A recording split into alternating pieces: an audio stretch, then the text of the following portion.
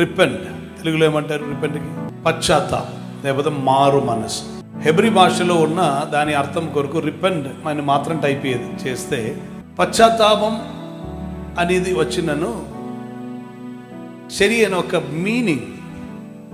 అది ఎలా వస్తుందంటే ఫీలింగ్ సారీ అని మాత్రం. But repent from your sins అని టైప్ చేస్తేనే ఆ వర్డ్ అది ఎలా ఉందంటే లహాసో బిచువా Mehta ఈహా, repent from your sins. లహాసో అంటే it is not just repent, it is return.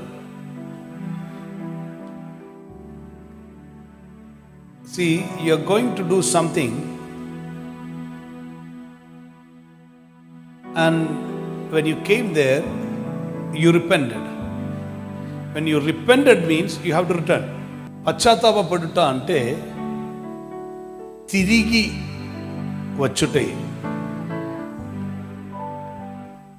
So everyone who repents will return to his maker. పశ్చాత్తాపడుతున్న వ్యక్తి సృష్టికర్త యొద్దకి తిరిగి వస్తాడు. లహాసో, returning, the year of return, యూబల్. I'm still in the workshop of that. But పరిశుద్ధ దేవుడు అది తెలియజేసిన కార్యం. ఈ సంవత్సరం రిటర్న్ అవటం, తిరిగి వచ్చుట అంటే వారు వాగ్దానంలోనికి తిరిగి వస్తారు. తిరిగి వచ్చిన వారు కడతారు. తిరిగి వచ్చిన వారి చేత మందిరం కట్టబడుతుంది, పడిపోయిన ప్రాకారములు కట్టబడుతుంది.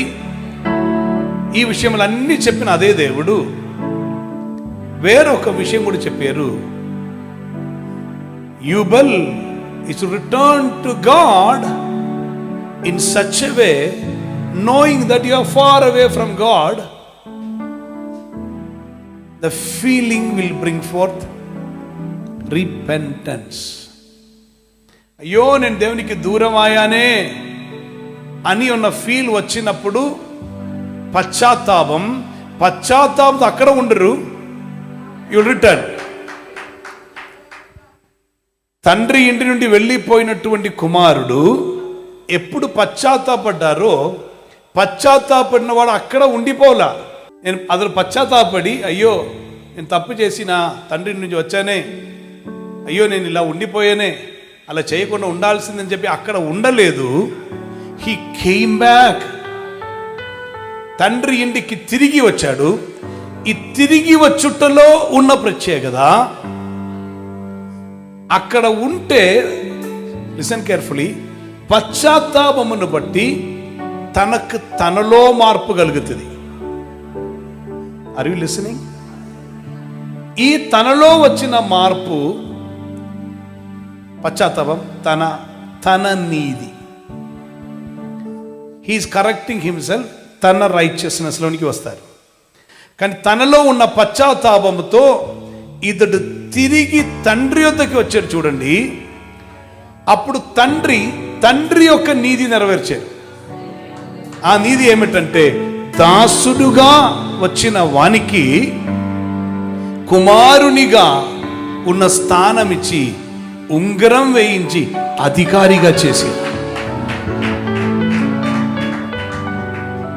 So there is power when you return.